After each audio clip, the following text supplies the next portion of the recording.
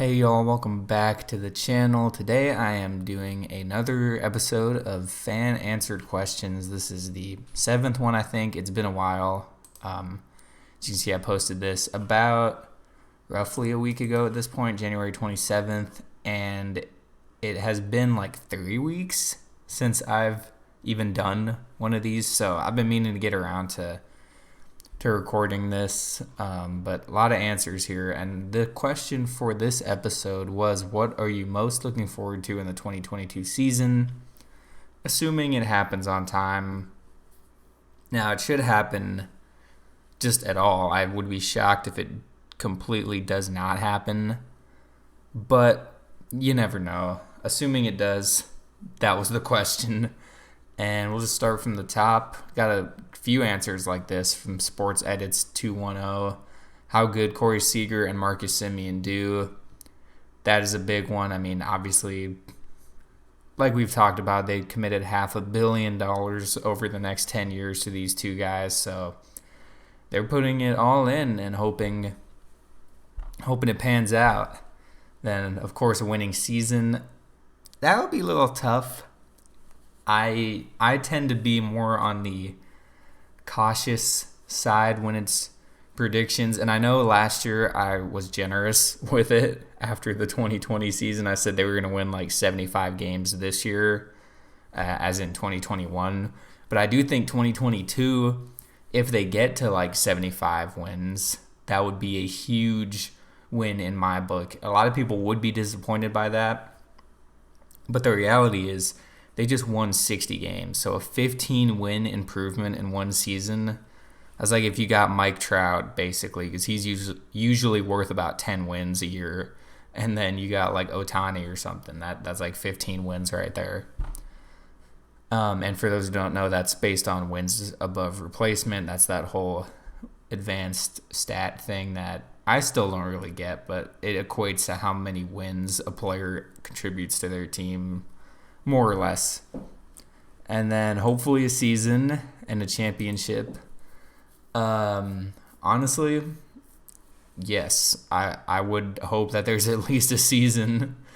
And I don't know about the championship, man, but you never know anymore. I mean, I don't want to jinx them here, but I'm not really a football fan anyway. We got the Bengals going to the Super Bowl here next weekend, I think. And they won, like 4 games in the previous season, and now they're in the Super Bowl. So that's kind of like a similar thing. You know, Rangers won 60 games. Maybe they sneak into a wild card and go all the way. But anyway, I'm going to try not to linger on the answers too much here and just read through them a little bit. Going back to Texas to see a live game in the new stadium. I haven't been yet. Oh, well, there you go. That is a great experience. And this new stadium is amazing. It takes a little bit to get used to because it's like I haven't been when the roof's been open, so it's kind of just literally being inside. Jack Leiter's first start in minor leagues. Yeah, he's not going to make an MLB start because he just has not faced live batters in so long, so it's not going to happen. My first season covering the team. There you go. That's always fun. Definitely can be a little exhausting sometimes, man, but that's exciting. New middle infield, yep. Kershaw. I don't know if this lockout ever ends. We can find out if that's going to happen. Semien and Seager in action, yep. Josh Young, Cole Winn, Spencer Howard. That's actually all 3 of them. Yeah, they should be on the roster at some point. Young, in theory, should be the starting third baseman. I still kind of stand by that. Cole Winn should be making his MLB debut, and then hopefully Spencer Howard kind of bounces back a season at all. Yeah. Definitely Josh Young and probably Cole Winn making their debuts at some point. I expect both of them to. It might not be opening day, but I expect both of them to make their debut at some point. Winning the World Series, fingers crossed. Middle infield and Young, yep. Not finishing last. That's honestly a big one. I mean, like, it's kind of a meme answer, but it is true. You do not want to finish last. My question, though, is who would finish last? Because the A's are still pretty good. The Astros are still pretty good, unfortunately. Oakland, or I said Oakland earlier, Seattle. Seattle almost made the playoffs last year, okay? And then the Angels, I guess, are the best contender. But I mean, they still have Trout, Ohtani, Rendon. It's just their pitching. But I don't know if the Angels will finish last. It will probably be between the Mariners and the Angels for who's going to finish worse than Texas, if Texas is not the one that finishes last. But middle infield, win more than 75 games, that would be phenomenal, like I said.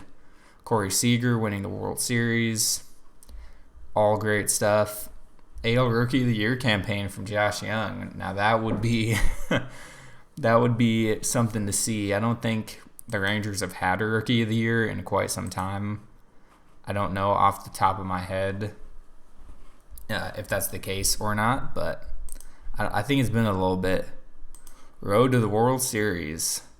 That would be something. But that is all the answers I got for y'all. Pretty good amount of answers. And it's just, we can only talk so much about the same stuff.